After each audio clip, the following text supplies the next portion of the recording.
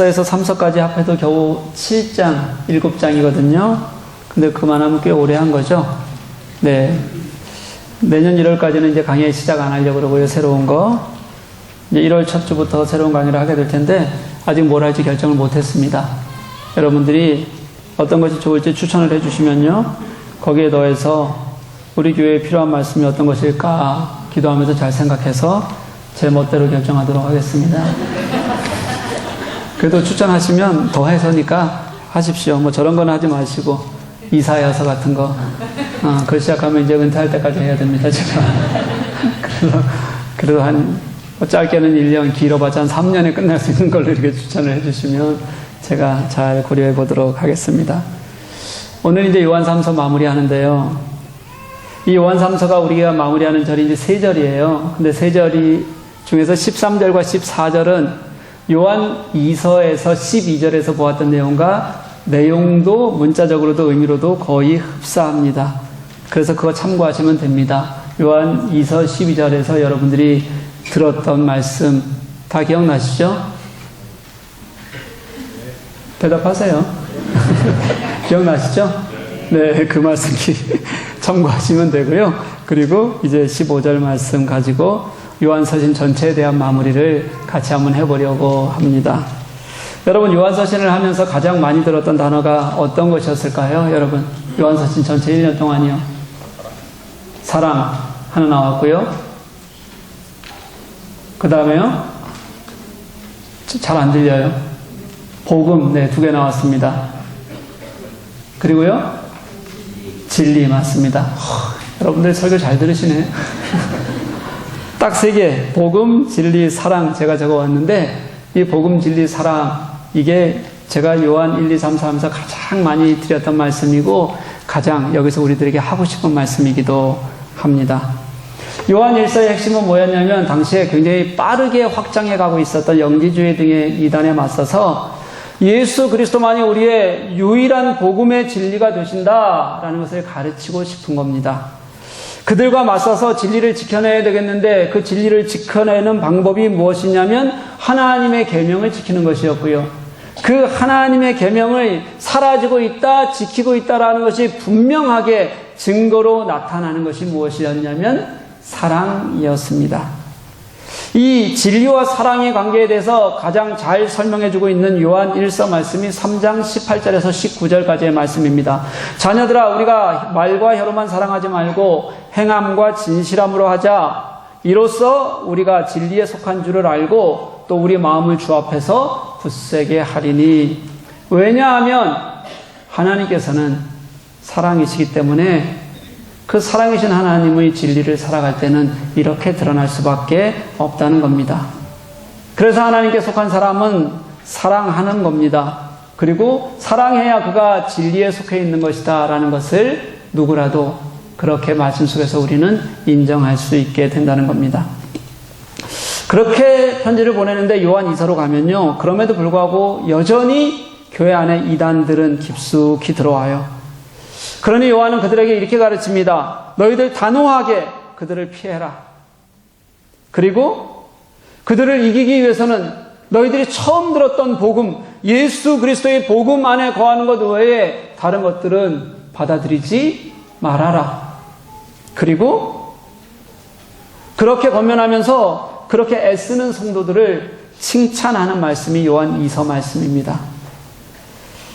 그런데 여러분, 그렇게 요한 2서 말씀이 지나고 또 시간이 지났어요.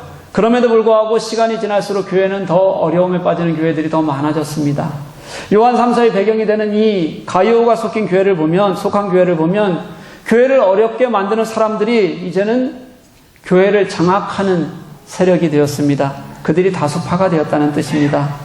세상의 가치와 욕심의 욕심을 더 크게 여기다 보니까 진리에 있는 사람들을 핍박하는 겁니다. 그리고 복음의 장애가 되는데도 불구하고 자신들이 그러건 말건, 복음의 방해가 되건 말건, 그저 나 좋은 그런 욕심들과 가치를 찾아가는 일들이 교회 안에 수없이 벌어졌습니다.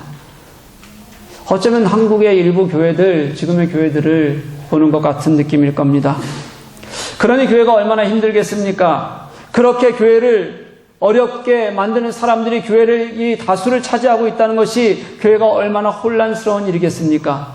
오늘 15절 말씀은요, 그렇게 생각하시면 됩니다. 그런 환경 속에서도 진짜 예수 그리스도의 복음 안에 살려고 하는 사람들, 그런 환경 속에서도 진리를 살아가려고 하는 사람들에게, 성도들에게 신앙 안에서 위로하는 말씀이라고 생각하시면 됩니다. 이 위로는요, 우리가 요한일서 2서 3서를 읽으면서 우리 요한서신 내내 보아왔던 진리와 사랑이 교회 안에서는 어떻게 드러나는지를 보여주고 있는 것이기도 합니다. 그 진리와 사랑을 한 번 더 깊이 살펴보면서 우리 요한서신을 이제 오늘 마무리하려고 하는 겁니다. 먼저 요한은 가요에게 인사를 하는데 평강이 있기를 그렇게 인사해요. 그렇게 축복하는 거죠. 여러분, 이 평강이요, 바울은 이 평강이라는 단어를 요한 말고 바울도 너무 자주 써요. 근데 평강이라는 단어 하나보다는 같이 쓰는 단어가 있습니다. 어떤 단어와 같이 쓰냐면 은혜. 그래서 바울은 은혜와 평강이라는 단어를 꼭 무슨 패키지처럼 그렇게 사용할 때가 참 많습니다. 요한 2서 앞부분을 보면 이 요한 2서의 서두에서는요, 이 평강을 요한 사도는 어떻게 설명하냐면 하나님을 지칭하는 단어로, 하나님을 설명하는 도구로도 씁니다. 뭐라고 얘기하냐면 은혜와 긍휼과 평강의 하나님, 이렇게 사용해요. 다시 말하면 무슨 말이냐면 이 평강이라는 것은요, 하나님께서 우리들에게 주시는, 우리를 향한 하나님의 성품, 이렇게 생각해도 틀리지 않다는 뜻입니다. 오늘은 이 평강의 의미를 가지고 여러분들과 함께 말씀을 먼저 좀 시작해 보려고 해요. 이게 굉장히 중요한 의미를 담고 있습니다. 이 평강이라는 단어의 헬라어가 에이레네입니다. 별로 들어본 적은 없으실 거예요. 그런데 구약에서 나왔던, 이것을 구약에서 표현하는 구약에서의 평강이라는 단어는 여러분 굉장히 많이 들어보셨을 겁니다. 어떤 단어일까요? 샬롬. 맞습니다. 많이 들어보셨죠? 늘 우리도 그렇게 인사하시는 분들 많잖아요. 그렇죠? 샬롬. 이 구약의 샬롬을 헬라어로는 에이레네 이렇게 표현해 놓은 겁니다. 이렇게 축복하는 거예요. 유대인들은 만날 때마다 샬롬 이렇게 인사했어요. 그 이유가 그런데 뭐였냐면, 이유가 있어요. 유대인들은 늘 전쟁의 틈바구니 속에서 살았습니다. 늘 전쟁이에요. 가나안의 자리를 잡은 이후부터 주위로부터의 공격 때문에 자유로웠던 적이 거의 없습니다. 어느 시대나 전쟁과 착취가 있었고요. 그로 인한 심한 고통을 그들은 살아갔습니다. 그럴 때마다 원래 그들의 자신이 하나님 앞에 돌아오지 않아서 당하는 죄인 것을 모를 때도 그랬고, 또는 그냥 고통스러워도 그렇게 힘들 때마다 그들이 하나님께 기도하는 겁니다. 하나님 도와주세요. 그렇게 하나님의 도우심을 구했어요. 그렇게 하나님께 도우심을 구하고 나면 그때 얻게 되는 하나님과의 관계가 회복되고 하나님께서 우리를 다시 살리셔서 얻게 되는 평화, 그게 그들에게는 샬롬이었습니다. 그렇게 누리게 되는 영적인 평안함, 그게 샬롬이라는 거예요.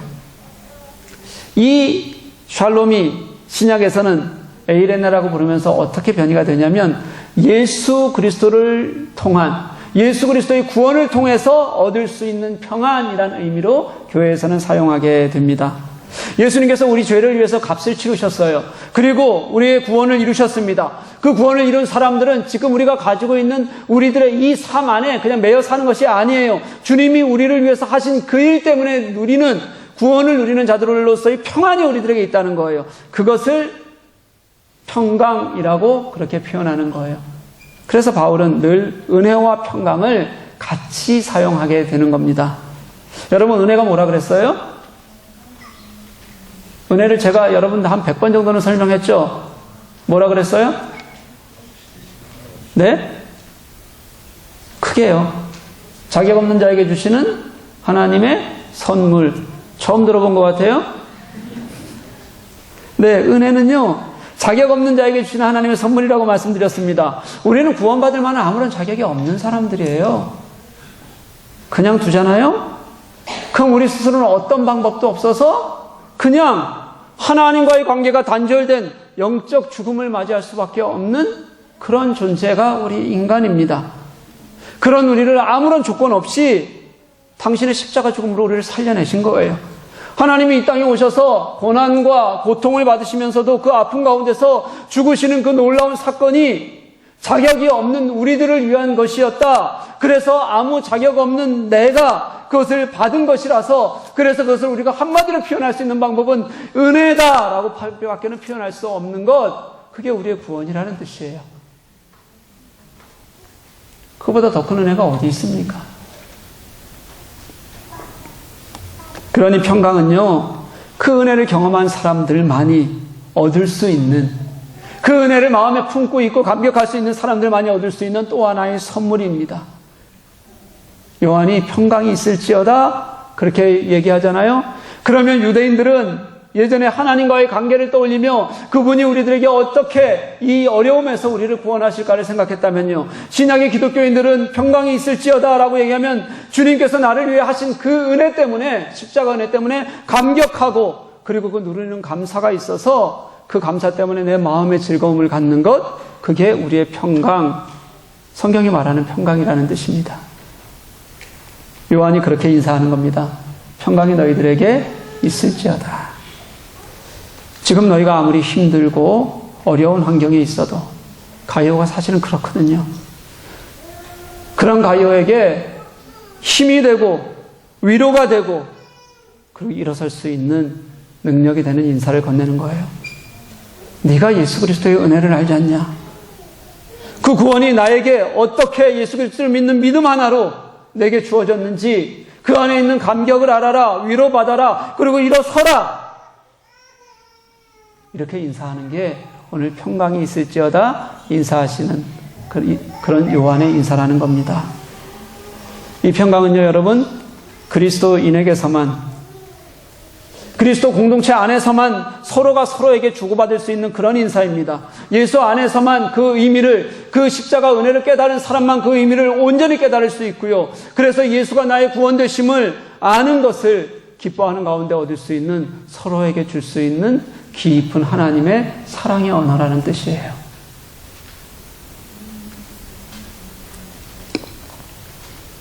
제가 원래 제 속을 달달 볶는 사람이었습니다. 무슨 뜻인지 알죠? 예, 여러분들도 그런 사람들이 있으니까. 아니, 제가 그렇다는 게 아니라 그게 무슨 뜻인 줄 아는 거죠, 그러니까. 네. 웃을 일이 아니라고 제가 몇 번씩 말씀드리잖아요. 저희 어머니께서 말씀하시기는 제가 살이 안 찌는 이유는 다 저 때문이다. 너 같은 사람이 어떻게 살이 찌겠냐라고 어려서부터 말씀하셨습니다. 저는 어렸을 땐 열심히 공부해서 그러는 건 줄 알았는데 커보니까 아니더라고요. 처음엔 그런 줄 알았습니다. 그런데 보니까 아니에요. 지금 보니까 아닙니다. 제가 예전에는 그랬는지 모르지만 지금은 저를 만지시고 또 연단시키시고 당신 마음으로 인도해 가시는 하나님께서 저를 얼마나, 그쵸? 평안하고 선하게 이끄시는지 여러분들이 경험하잖아요. 그쵸? 네. 그러니까 지금은 아니에요. 웬만하면 제가 이제 마음이 평안합니다. 실제로 그렇게 속 볶을 일도 없습니다. 그냥 그 정도면 됐다. 그래, 저만 하면 감사하지. 포기하고 기다리고 내려놓고 그렇게 살려고 하는데, 그런데도 살이 안 찌는 이유가 뭘까요? 예?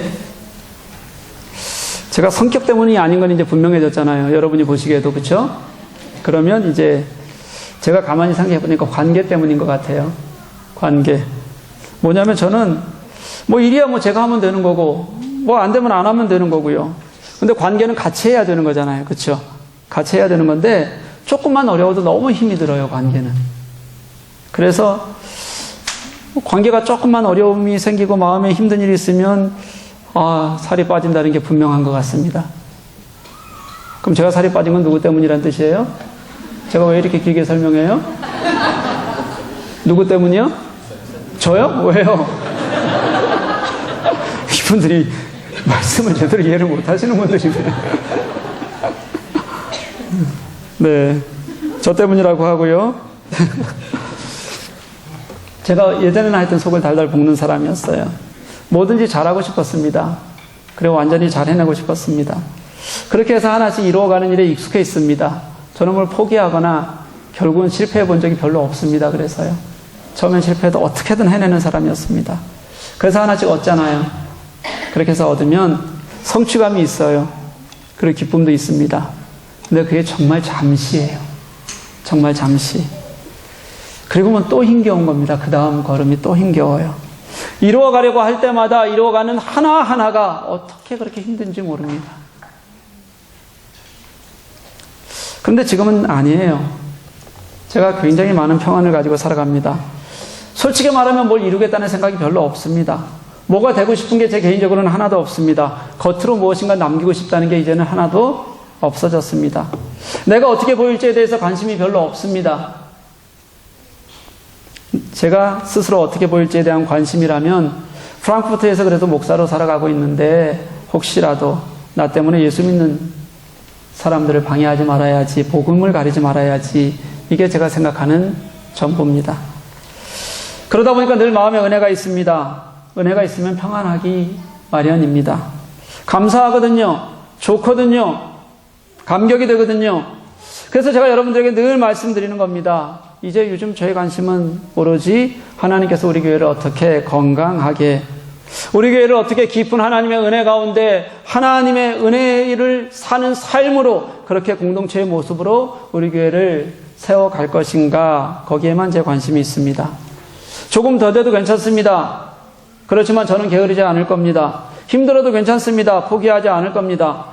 그런데 그렇게 하려고 하는 것들이 악착같이 내가 하는 것이 아니라요, 은혜에 대한 감격이 있고 주님이 나와 함께 하시는 것에 대한 감사가 있어서 그렇게 같이 평강으로 이루어가고 싶다는 생각이 늘 요즘은 더 많이 들어요. 밖에서 볼 때는 제가 굉장히 치열한 것 같지만 그럼에도 불구하고 제 속은 시간이 갈수록 점점 더 평강이 넘치고 좋아진다는 것을 제가 여러분들에게 솔직히 말씀드릴 수 있습니다. 정말 저는 요즘 좋습니다. 오늘 요한이 그렇게 축복하는 겁니다.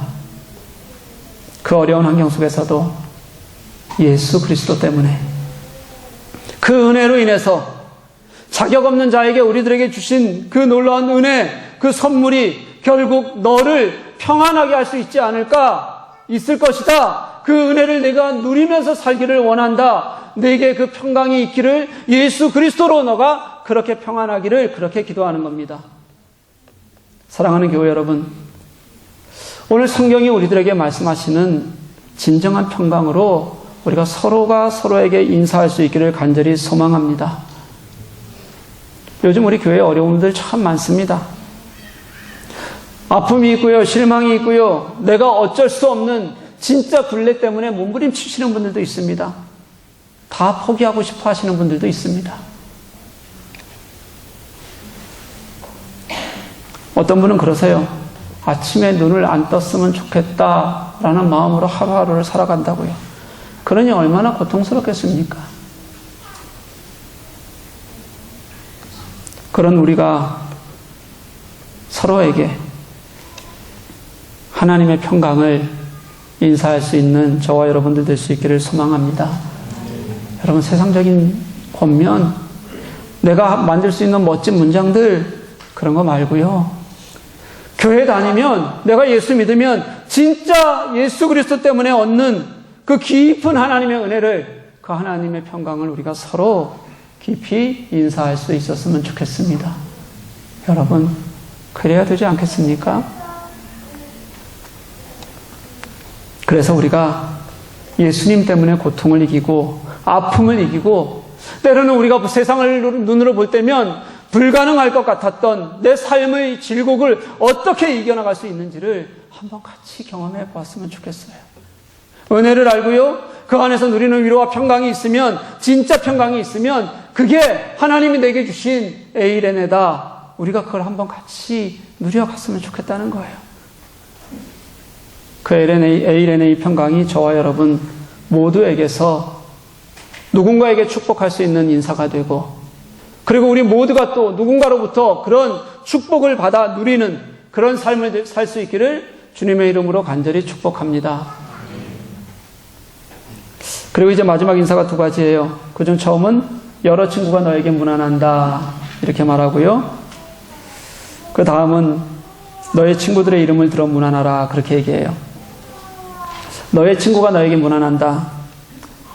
가이오가 지금 힘든데요, 편지를 보내서 요한이 편지를 보내는데 가이오를 축복하는 사람이 요한 한 사람뿐이 아니라는 것을 알려주는 겁니다. 지금 요한의 공동체가 함께 축복하는 거예요. 그리고 가이오를 통해서 도움을 받았던 이들이 있잖아요. 그들의 이름으로 같이 가이오를 축복하는 겁니다. 그래서 가이오가 이것을 듣는 순간 그 지체들을 생각하게 되고요. 그리고 내가 지금 여기에서는 홀로 고공분투하면서 외롭게 살아가지만 그럼에도 불구하고 내가 혼자 있는 것이 아니다. 여전히 누군가가 나를 지지하고 있고 지원하고 있고 기도하고 있다는 것을 분명히 깨닫게 하는 겁니다. 내가 여기 있다. 나도 여기 있다. 내가 너를 위해서 함께한다. 이 은혜를 같이 경험할 수 있도록 알려주는 거예요. 가이오는 그 이름들을 떠올릴 때마다 또는 그 얼굴들을 떠올릴 때마다 그들과 함께했던 시간들, 그들이 정말 얼마나 진실했는지 그 시간과 역사들을 돌아보게 될 겁니다. 진리 안에 있다는 것이 외로워도 그래서 나는 그 길을 간다고 그렇게 고백할 수 있을 거고요. 다른 말로 하면 진리 안에 있는 것은 그래서 결코 외로운 일이 아니다라는 것을 그들의 인사를 통해서 그는 깨닫고 느끼게 될 거예요. 얼마나 감사한 일입니까? 그리고 또 하나의 부탁이요. 너의 친구들의 이름을 들어 문안해라. 이름 하나하나를 불러가면서 인사를 전해달라는 뜻입니다. 이 파피루스 한 장에 다 쓸 수 없는 이름들이 있습니다. 일일이 한 사람 한 사람 적지 못하는 신앙의 동지들이 있습니다. 그들 이름 내가 여기다 적지 못하지만 네가 그들의 이름을 불러줬으면 좋겠다. 그래서 우리의 문안을 같이 나누어 줬으면 좋겠다. 어렵고 힘든 환경에 있는 사람들에게 그들을 위로하고 그들이 하나님 앞에서 힘을 얻고 진리를 행하고 진리를 살아가기에 함께 기도하고 함께 나누는 이름들이 있는 걸 네가 직접 이름을 불러가며 같이 얘기해 줘라. 원래 편지의 마지막 인사는 형식적으로 적는 겁니다. 그게 관례였어요. 근데 요한은 이 편지 형식에다 자신의 마음을 담았습니다. 그냥 일반적으로 인사하는구나 라고 생각할 수 있는 그 인사말을 한 사람 한 사람의 이름을 얼굴을 떠올릴 수 있도록 개별화시켰습니다. 예수 그리스도께서 머리가 되셔서 함께 지어져가는 그 몸된 교회, 그들과 함께 진리를 지켜가고자 노력하는 그 사람들에게 정말 따뜻하고 뜨거운 하나님의 마음을, 사랑을 같이 전하고 싶은 마음이 이 인사말 속에 고스란히 녹여 있는 거예요. 하나하나 같이 한다. 하나하나 그 이름을 불러줘라. 그 소중한 이름이 함께하는 이름들이다. 여러분, 이 이름을 들어라는 이 단어가요, 똑같은 표현이 성경 전체를 통해서 단 한 번 더 사용이 됩니다. 똑같은 단어로요. 언제냐면 요한복음 10장 3절 말씀이에요. 예수님께서 이 요한복음 10장 3절 말씀이 뭐냐면 예수님께서 우리의 진정한 목자가 되신다. 그런 말씀을 하시는 장면이에요. 어떤 거냐면 예수님께서 우리에 있는 양들을 하나하나 이름을 불러서 불러내세요. 하나하나 이름을 불러서 그리고 예수님께서 앞서 가시면서 그 양들을 인도하는 거예요. 그때 양의 이름을 부른다 할 때 오늘 이 요한이 부탁하는 이름을 불러서 문안하라 라는 요 단어와 동일한 단어를 씁니다. 예수님이 양을 불러내어 치시듯이요. 그럼 양들은 예수님의 음성을 듣고 따라갑니다. 그것이 하나님께서 우리들에게 말씀하셨던 참 목자와 양의 관계였어요. 하나하나 이름을 부를 수 있는 목자, 그리고 그 이름에 응답하고 함께 걸어가는 양. 그렇게 하나하나 인사하라는 겁니다. 진리이신 예수님의 마음이 있어야 된다는 뜻이겠죠. 진리이신 예수께서 인도하심을 따라 우리가 함께 그렇게 하자는 것이겠죠. 예수님이 그 이름을 부르시듯이 나도 같이 그들의 이름을 불러주고 싶다는 요한의 마음이 있는 거겠죠. 그래서 그렇게 함께 이름을 부르며 함께 예수님의 마음을 품어주면 그러면 그게 진정한 진리에 선 사람들의 모습이다라고 우리들에게 가르쳐주고 계신다는 거예요.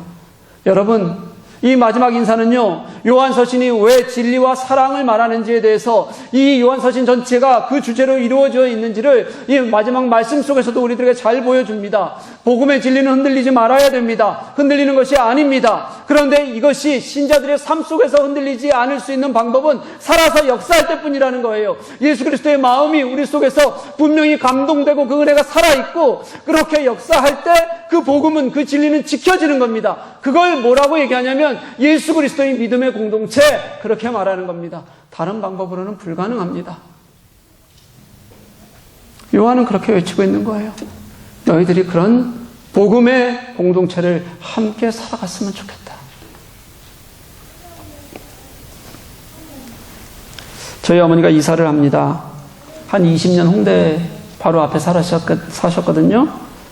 이제 생활을 유지하시기 위해서 더 작은 곳으로 옮겨가시는 겁니다. 어머니가 이사를 하시는데 가장 섭섭해하는 사람이 누굴까요? 누가 섭섭할 것 같아요? 예, 우리 예리하고 예린이가 가장 섭섭해합니다. 걔네들은 홍대를 잃는 거거든요. 지금 뭐 하늘이 무너지는 걸 것 같아요. 예? 홍대를 잃는 게 얼마나 섭섭하겠어요. 썩 좋은 이유로 옮기는 것이 아니고요. 이사를 하게 된 동기도 그렇고 가정도 즐거운 일이 아닙니다. 그러다 보니까 이 과정에서 문제도 있었고 저희 어머니와 누님 사이에 작은 어려움이 생겼습니다. 섭섭해하는 마음들도 조금 생겼고 오해도 조금 생기게 됐어요. 그러니 마음 좋은 제가 역할을 중간에서 해야 되잖아요. 제가 이제 마음의 중간에서 이렇게 들어보니까 그 모든 것의 아래는, 그런 갈등이 생기게 된 아래는 서로를 사랑하는 마음이 있는 거예요. 위하는 마음이 있는 거예요. 저희 누님은 엄마가 좀 잘 사셨으면 좋겠다 하는 마음이 있고, 어머니는 딸이 좀 너무 어려운 환경에 놓이지 않았으면 좋겠다, 이런 마음을 가지고 서로 소통하는데 소통에 문제가 있고, 그걸 먼저 생각하다 보니까 서로의 환경에 대한 염려가 생기면서 오해와 그런 상처가 되는 일들이 조금씩 생기는 것을 제가 경험했습니다. 제가 두 분에게 서로의 마음들을 이게 아니에요, 이거예요, 이게 아니에요, 저거예요 라고 이렇게 같이 설명을 좀 하면서 이런 생각이 들었습니다. 저도 예전에는 잘 몰랐거든요. 근데 어느 순간 보니까 마음이 보이기 시작합니다. 깊이 마음을 보아주니까 그때부터는 사람을 이해한다는 것이 무엇인지를 알게 되더라고요.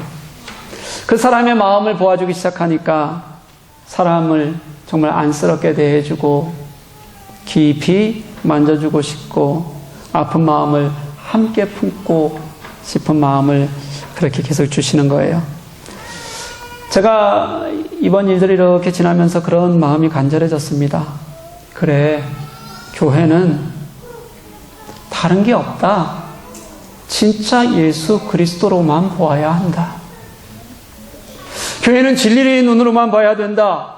교회는 복음의 눈으로만 봐야 된다. 다시 말하면 교회의 성도는 십자가의 은혜로만 보아져야지, 그렇지 않고 보아지는 모든 게 다 교회를 어렵게 만드는 거다. 그런 마음이 너무 간절해졌습니다. 그렇게 예수 그리스도의 십자가의 눈으로, 그렇게 복음의 눈으로, 진리의 눈으로 성도를 보아주면, 그들의 이름을 불러주면 그게 정말 서로를 세우는 교회 공동체가 되는 거고요. 거기에 위로가 있는 거고 격려가 있는 거고 도닥여주는 힘이 있는 거고, 그래서 일어서는 거고, 결국은 진리로 살아내는 공동체적인 힘이 생기는 거다. 안 그러고 우리가 서로를 보는 모든 것이 결국은 상처일 거다라는 생각이 들었어요. 사랑하는 교회 여러분, 이제 요한서신을 마무리합니다. 그러면서 요한서신이 우리들에게 가르쳐 주시는, 우리들에게 계속해서 하고 싶었던 말씀을 이제 정리해 보고자 합니다. 사랑하는 여러분, 진리에 서십시오. 그리고 그 진리 안에서 서로 사랑할 수 있기를 간절히 소망합니다. 이것이 우리의 삶 안에서 진심으로 예수 그리스도의 은혜로 같이 살아내질 수 있기를 간절히 원합니다. 진짜 삶으로 걸어가 주십시오.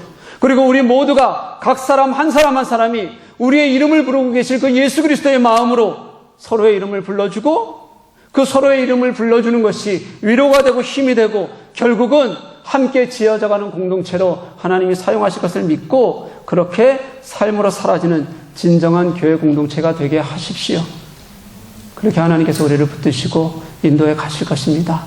순종하는 마음으로 맡기고 함께하는 저와 여러분 될 수 있기를 주님의 이름으로 간절히 축복합니다.